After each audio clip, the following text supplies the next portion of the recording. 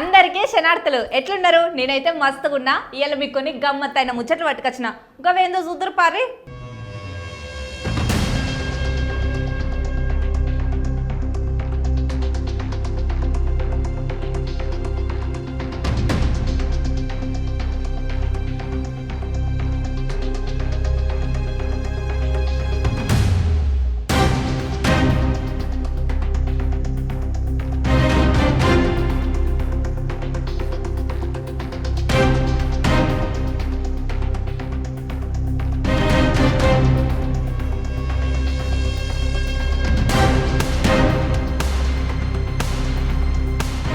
అలా డిమాండ్లు నెరవేర్చాలని ఇలా ఆర్టీసీ సంఘాలు చెలో సెక్రటేరియట్ అనుకుంటా పిలుపునిచ్చినయుల్లా.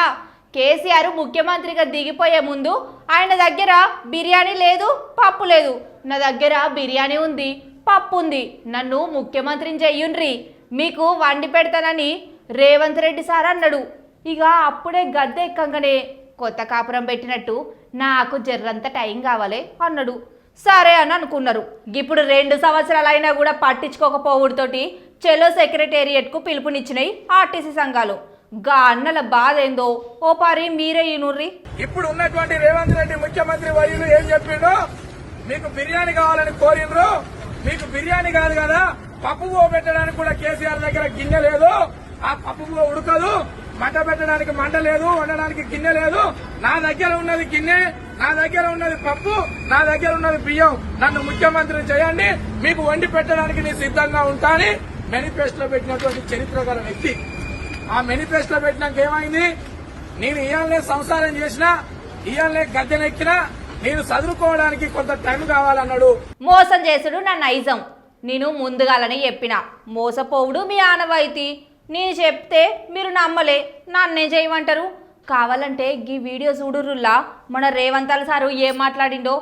గప్పుడేమో గట్లన్నాడు, గిప్పుడు నిజంగానే చేసి చూపించిండు. ఏం చేసి చూపించిండు అని అనుకుంటారా? డిసెంబర్ నెలలో ఇయ్యాల్సిన రైతు బంధు సంక్రాంతికి ఇత్తా అని మోసం చేసింది కాంగ్రెస్ గవర్నమెంట్. ప్రజలు మేము అట్లా మోసం చేస్తేనే నమ్ముతారు, మేము నిజం చెప్తే నమ్మే పరిస్థితి ప్రజలు లేరు.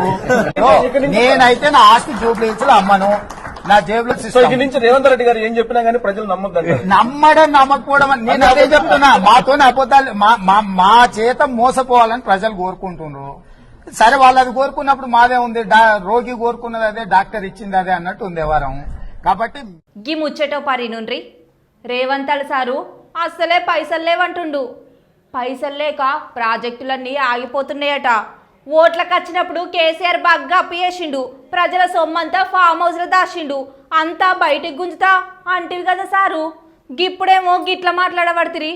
నువ్వు ముఖ్యమంత్రి సారు మర్చిపోతున్నవయ్యేంది? ప్రజలు కడుతున్న పన్నులన్నీ ఎటు పోతున్నాయి అన్నట్టు, మరి పక్క పాటోళ్ళు అన్నట్టు ఢిల్లీ గిట్ల పంపుతున్నవయ్యేంది?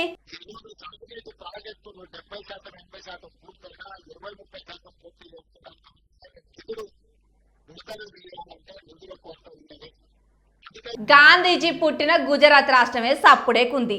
గీడ హైదరాబాద్ లో విగ్రహం అనుకుంటా ఎందుకు ఆగం చేస్తున్నారు? 450 కుటుంబాల ఇండ్లు కూల్చి విగ్రహం కట్టాలంటే గాంధీజీ ఉన్నా ఇప్పుడు ఒప్పుకునేటోడు కాదు. ఓ రేవంత్ రెడ్డి సారు ముందు మూసీని శుభ్రం చెయ్యిర్రి, బాగా కంపు కొట్టి దోమలు తిరుగుతున్నాయి అనుకుంటా మూసీ గాంధీ సరోవర్ బాధితుల పిల్లలు మాట్లాడిండ్రు. ఓ పారి మీరే ఇనుర్రి. విగ్రహాలు కట్టుడు తప్పు కాదు సారు, కానీ గిట్ల ఇండ్లు కూల్చేసి కట్టుడు ఎంతవరకు న్యాయమో మీరే చెప్పురోసారి. సడన్ గా నోటీస్ వచ్చింది, మేమందరం అసలు సర్ప్రైజ్ అయిపోయినాం. అసలు డెవలప్మెంట్ చేయాలంటే ఇదే ప్లేస్ ఎందుకు మీకు అంటే, ఆయన పుట్టింది, గాంధీజీ పుట్టింది గుజరాత్లో.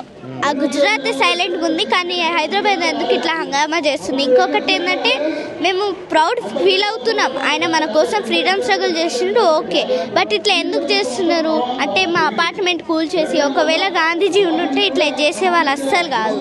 450 ఫ్యామిలీస్ని కూల్ చేసి, ఇంకా 2000 కన్నా ఎక్కువ మెంబర్స్ ఉంటారు, వాళ్ళ ఇళ్ళని కూల్ చేసి, అన్నీ కూల్ చేసి ఇక్కడ గాంధీ స్టాచ్యూ కట్టాలంటే అస్సలు ఏం బాగాలేదు. ఫస్ట్ సీఎం గారు ఆ మూసీని డెవలప్మెంట్ చేసుకోండి. రైనీ సీజన్లో మస్కిటోస్ వస్తున్నాయి, స్మెల్ వస్తుంది, అదంతా అస్సలు బాగాలేదు. గుజరాతే సైలెంట్గా ఉంది, మళ్ళీ ఇక్కడ ఎందుకు ఎట్లా చేస్తున్నారు?